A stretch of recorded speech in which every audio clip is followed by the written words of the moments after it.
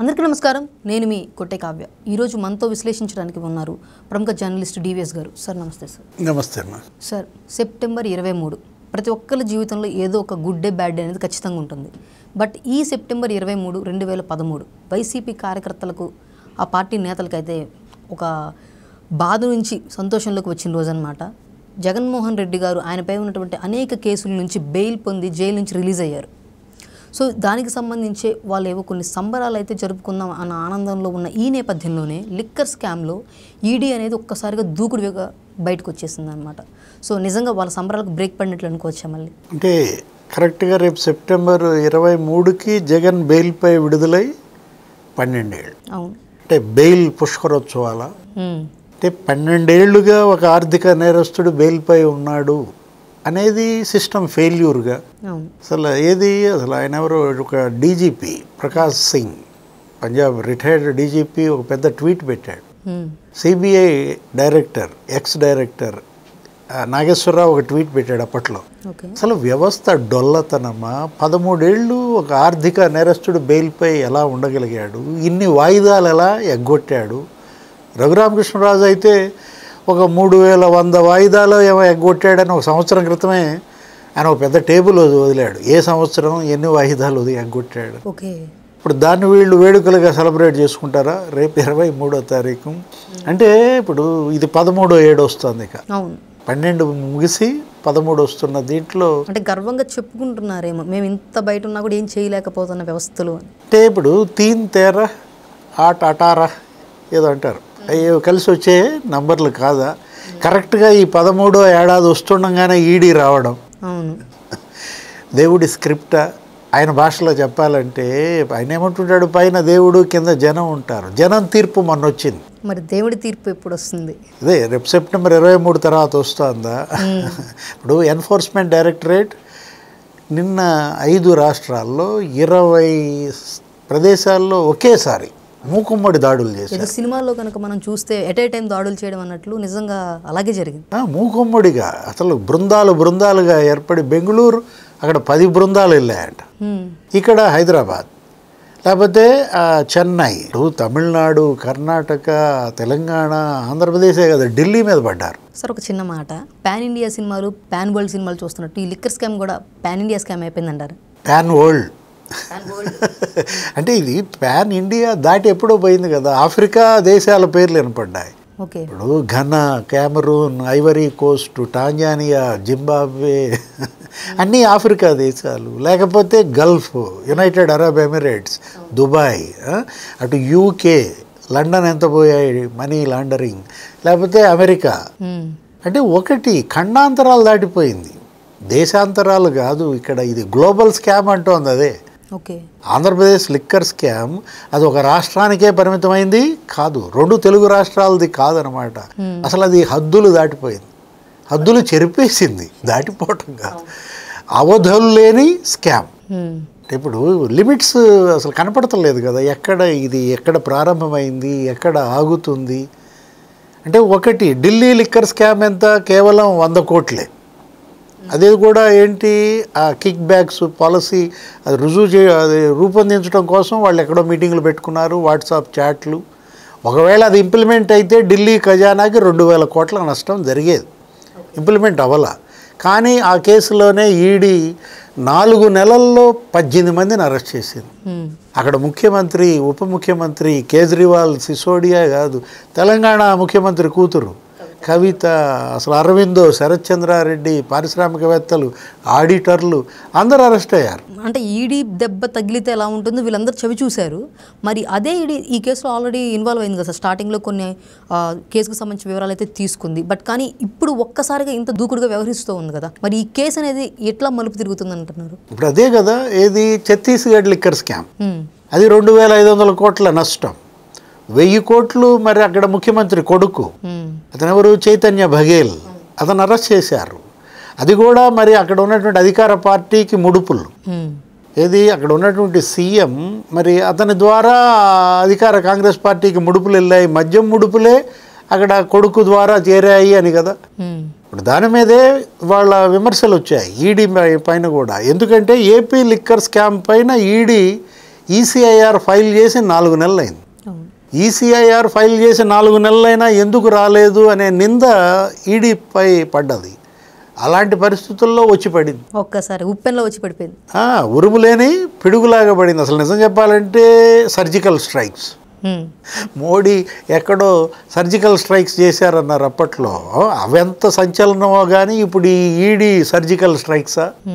దీన్ని ఇప్పుడు 5 రాష్ట్రాల్లో 20 ప్రాంతాల్లో జరిగిందంటే, ఒకటి పలానా కంపెనీ, ఏది Aretto medical institute of sciences private limited, దానిలో మరి A1 భార్య డైరెక్టర్ కేశరెడ్డి రాజు, పైరెడ్డి దివ్యారెడ్డి, ఆ యూవీ డిస్టిలరీ యజమాని ఒక డైరెక్టర్ విజేందర్ రెడ్డి.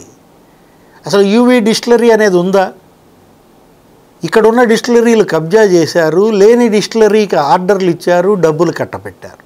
ఇప్పుడు 29 కోట్లు వీళ్ళకి ముడుపులు అది ఇచ్చిందని, ఒక 240 కోట్లు ఏమో దానికి వీళ్ళు ఆర్డర్లు ఇచ్చారని లిక్కరు ఇప్పుడు అక్కడే కనపడుతోంది కదా. ఇప్పుడు ఏది స్పష్టంగా కొన్ని జ్యువెలరీస్ కంపెనీల పేర్లు.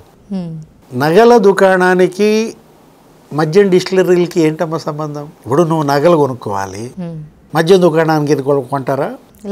లేదు. ఆ తాగుబోతులు ఎవరో వాళ్ళు మద్యం తాగాలి, నగల దుకాణానికి వెళ్ళి తాగుతారా? అసలు గమ్మత్తుగా జగన్మోహన్ రెడ్డి హయాంలో మద్యం దుకాణంలో నగలు దొరుకుతాయి, నగల దుకాణంలో మద్యం దొరుకుద్దా?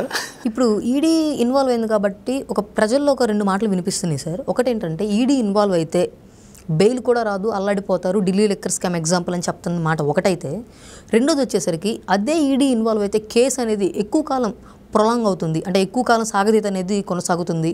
ఈ ఇంపాక్ట్ 2029 ఎలక్షన్ల మీద అయితే ఖచ్చితంగా పడుతుంది అంటున్నారు. దీనికి మీరేమంటారు? అంటే ఇప్పుడు కనపడుతోంది కళ్ళ ముందు మనకి కేజ్రీవాల్, మరి లేకపోతే ఆయన అసలు సిసోడియా, ఆయన భార్యకి అసలు గుండెపోటు, ఆయన హాస్పిటల్లో చేర్చినా కూడా ఆయనకి బెయిల్ రాల. ఇచ్చినా కూడా ఆమెను పలకరించడానికి పొద్దునెళ్ళి మళ్ళీ సాయంత్రం తిహార్ జైలుకి వెళ్ళిపోయాడు. అక్కడ డిప్యూటీ సీఎం ఢిల్లీ దగ్గర సంవత్సరంన్నర ఏది జైల్లో, ఒక 6 నెలలు కేజ్రీవాల్, ఈమె 5 నెలలు. ఎవరు? కవిత. బెయిల్ రాదు అంటే చెప్తున్నాం అన్నమాట. అందరి care of address Tihar jail. ఇప్పుడు గమ్మత్తుగా ఏది ఢిల్లీలో ఎందుకు ఈడీ సోదాలు చేసింది?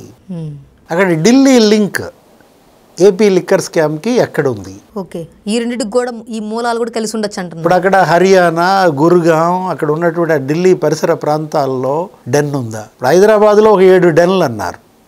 నార్సింగి, ఏదో అత్తాపూరు, మంచిరేవుల, ఇటు ఫిలిం నగర్ దగ్గర ఒక డెన్ను, బంజారా హిల్స్లో ఒక డెన్ను. ఆ డెన్ ఇన్ఛార్జీల పేర్లు కూడా చెప్పారు. ఎవరో సైఫ్ అని, సైమన్ అహ్మద్ అని, అట్లా రకరకాలుగా వెంకటేష్ నాయుడు. ఇప్పుడు ఆ గురుగాంలో డెన్ ఉందా? అక్కడ సోదాలు ఎందుకు జరిగాయి అంటే, ఒకటి వీళ్ళని తిహార్ జైలుకి తీసుకుపోవడం కోసమే ఢిల్లీలో మరి ముందస్తుగా ఈడీ సోదాలు చేసిందా? అంటే జైలు మార్చారేమో మీరు అన్నట్లు. ఇప్పుడు రాజమండ్రి జైల్లో బ్రహ్మాండంగా ఈయనకి సకల భోగాలు. ఎవరికి? మిథున్ రెడ్డికి కూలర్ పెట్టారంట, కిన్లే వాటర్ బాటిల్స్ అంట, ఆయనకు ఒక ఖైదీని అప్పచెప్పారంట అటెండర్ పనులకి. ఆయన ఏంటి భోజనం చేయటానికి, ఆ ప్లేట్లు తీయటానికి, లేకపోతే భోజనం పెట్టడానికి. ఇలాంటి మిథున్ రెడ్డిని కూడా ఇప్పుడు తిహార్ జైలుకి, చెవిరెడ్డిని కూడా తరలిస్తారా అంటే ఇక బిగ్ బాస్ దాకా వచ్చేసింది. అంటే కథ ముగింపుకి వచ్చేసింది. అంటే ఇక క్లైమాక్స్లో ఈడీ ఎంటర్ అయిందా?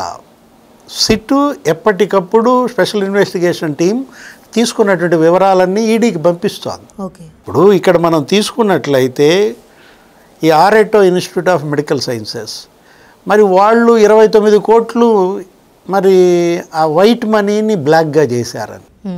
ఇప్పటిదాకా సిట్ దర్యాప్తులో బ్లాక్ మనీ వైట్ చేసుకున్నారు అనుకున్నాం. ఇప్పుడు ఈడీ ఎంటర్ అయిన తర్వాత కొత్త కోణం బయటకు వచ్చింది.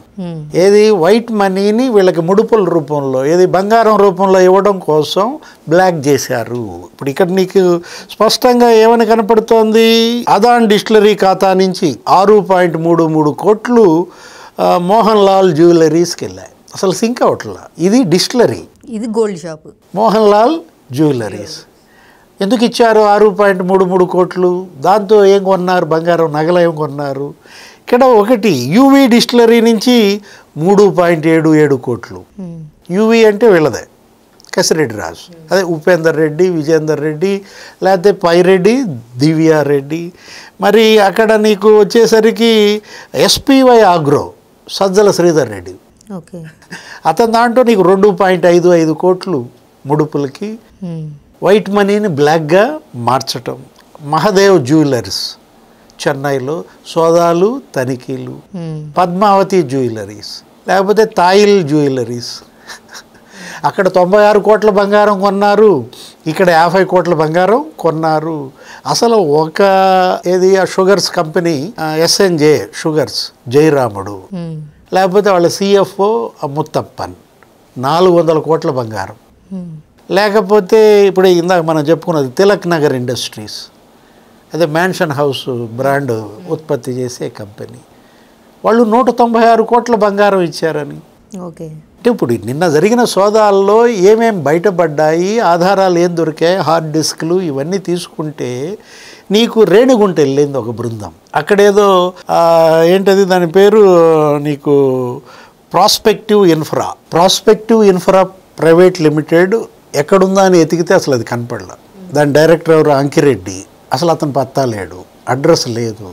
అదే కాదు డికార్టో లాజిస్టిక్స్ అతను ఎవరు చాణక్య, లేకపోతే ఈశ్వర్ కిరణ్ కుమార్ రెడ్డి, అసలు అది ఎక్కడుందో ఎవరికి తెలియదు. సరే, ఇప్పుడు ఏదేమైనప్పటికీ మీరు అనుకున్న ఆ పెద్ద తరగతి దాకా వచ్చి అరెస్ట్ కనుక జరిగింది అనుకోండి, అది ఈడీ ఇన్వాల్వ్ వల్ల ఒక ప్రొలాంగ్ ఎలక్షన్కి ముందు జరిగినా లేదా ఈ టైంలో జరిగినా సరే కూటమి ప్రభుత్వానికి ఏమైనా నెగిటివ్ అనేది ఉంటుందా? ఎందుకు ఉంటుంది? ఇందులో నెగిటివ్ ఇప్పుడు ఇక్కడ ఇది మద్యం కేసు. వేరే కేసుల్లో అయితే మీరు అనుకున్నది జరుగుద్ది.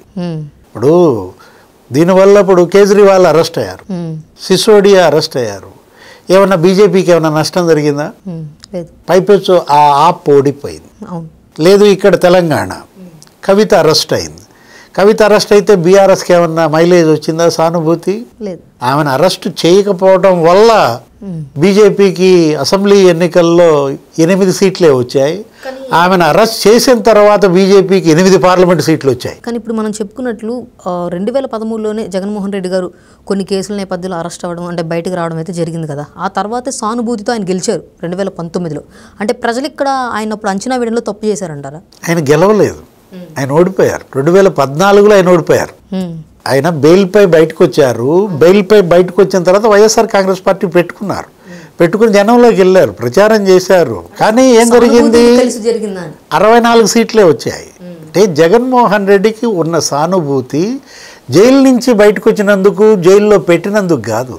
అతనికి సానుభూతి అతని తండ్రి నుంచి వచ్చిన సానుభూతి, అతనికి వచ్చిన సానుభూతి తల్లి కన్నీళ్ల నుంచి వచ్చిన సానుభూతి. జగన్మోహన్ రెడ్డికి వచ్చిన సానుభూతి చెల్లి చేసిన ప్రచారం వల్ల వచ్చిన సానుభూతి. ఇప్పుడు మళ్ళీ అలాగే అరెస్ట్ జరిగితే జైలుకు వెళ్తే మళ్ళీ సానుభూతి అనేది వస్తుందంటారా లేదా? అంటే ఇది మద్యం కేసు అమ్మా.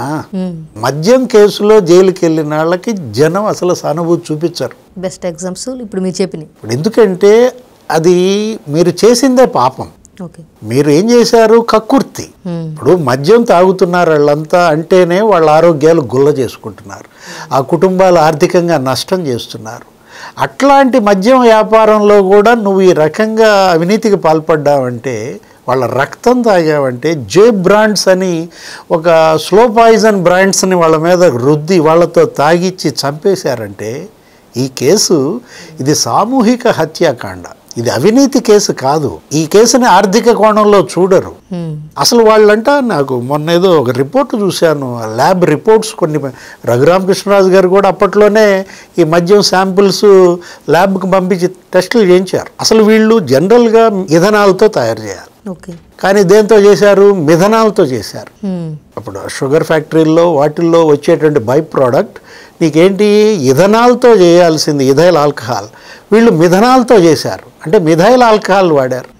కంప్లీట్ లివర్ డ్యామేజ్ అయింది. మరి లేకపోతే కిడ్నీస్ దెబ్బతిన్నాయి. లివరు కిడ్నీస్ దెబ్బతిన్నాళ్లే 45 లక్షల మంది ఉన్నారంటే ఆంధ్రప్రదేశ్లో ఏం జరిగిందమ్మా? అది మద్యం వ్యాపారమా? అది మద్యం కాదు. అది ఏంటి? వాళ్ళ రక్తం పీల్చేశారు, వాళ్ళతో విషం దాగిచ్చారు. ఇలాంటి కేసులో నీకు సానుభూతి ఎక్కడి నుంచి వచ్చింది? ఒకటి, ఆ రోజు అతనికి మరి 64 సీట్లు ఎట్లా వచ్చాయి, ఆయన ముఖ్యమంత్రి ఎలా అయ్యాడు అంటే వాళ్ళ అమ్మ కన్నీళ్లు పెట్టుకుంది. వాళ్ళ నాన్న చావుని రాజకీయం చేశారు. సోనియా చంపించింది అన్నారు. ఇప్పుడు సోనియా ఏమన్నారు ఆ రోజు? అసలు ఆమె పైన అసలు వాళ్ళ మీడియాలో, సాక్షి ఛానల్లో, పత్రికలో ఆమె పాత పేరు ఏదో బయటికి తీసి ఏంటి ఆల్బర్టో మైనో అని చెప్పి ఆమె అక్కడ స్టివార్ట్గా పనిచేసేది.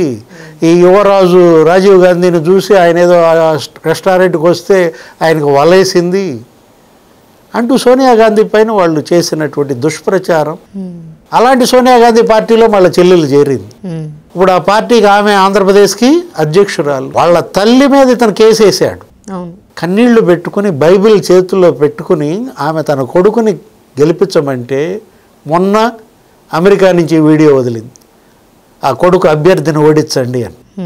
తన కొడుకు నిలబెట్టిన అభ్యర్థిని ఓడించండి, తన కూతురుకు ఓటేయండి అని విజయమ్మ అమెరికా నుంచి వీడియో వదిలితే ఆమెకి ఇచ్చిన గిఫ్ట్ డీడ్ రద్దు చేశాడని, ఆమె మీద కేసులు వేసాడని ఒక ఫైట్ నడుస్తోంది. ఇప్పుడు చెన్నై దానికి వెళ్ళారు, ఎన్సిఎల్టీ ట్రిబ్యునల్లో ఆమె సవాల్ చేశారు.